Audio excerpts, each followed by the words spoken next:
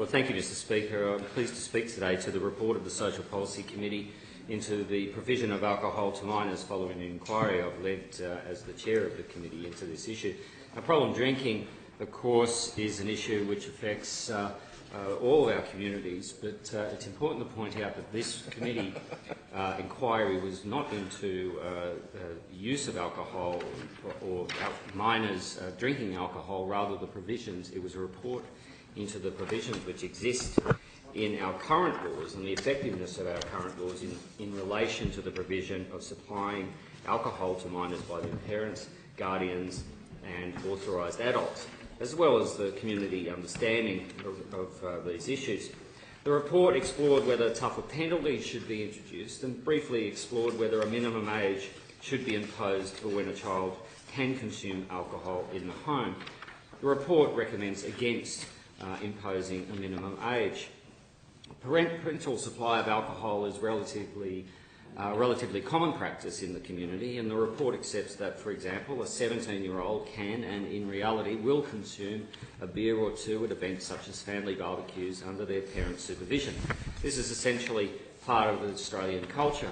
Although the National Health and Medical Research Council guidelines recommend that it is safest for under 18s not to consume alcohol, the committee found that there would be little value in further criminalising the supply of alcohol to minors and could exacerbate any potential problems where it involves disadvantaged families. It is therefore recommended that the provisions in the Liquor Act 2007 which authorise a parent or guardian to supply alcohol to minors should be retained. The report recommends against making it an offence to provide alcohol to another person's child if that parent has been authorised to supply that alcohol to that child. The report looked at removing these provisions.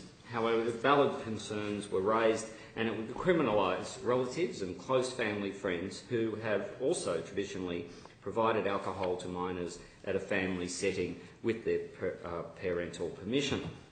Therefore, it's recommended that the provisions in the Act for the secondary supply of alcohol, if parental permission can be proved, should be retained. However, a number of participants in the inquiry raised concerns that the Act lacks clarity when it comes to explaining what is acceptable when providing alcohol to minors. Therefore, the report does recommend legislative changes to the Act to more concisely define responsible supervision.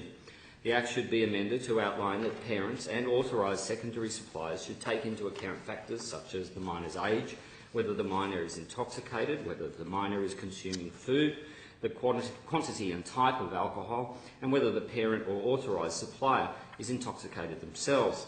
Clarifying this in legislation would provide parents and guardians with a better picture of what their responsibilities are for their children and other people's children. This leads to another of the report's recommendations, that New South Wales undertake a public awareness campaign to accompany the suggested changes to the Liquor Act. The campaign should have a dual focus to highlight the ill health effects of the abuse of alcohol, particularly if consumption begins from a young age, as well as inform parents clearly what is permitted under the current laws. The education campaign should include various forms of media, including the internet, with the provision of a website to provide information and resources for parents. The website should help parents, firstly, to make an informed decision about whether they will supply alcohol to their child and offer guidance about how to talk to their children about it. It will also offer guidance about how to talk to other parents about this issue so that there is an unambiguous understanding about what is acceptable. Despite a lack of clarity in the current laws, parental supply of alcohol to minors is usually conducted responsibly for the most part. However, in some households it can become a serious issue and go beyond the threshold of what is acceptable.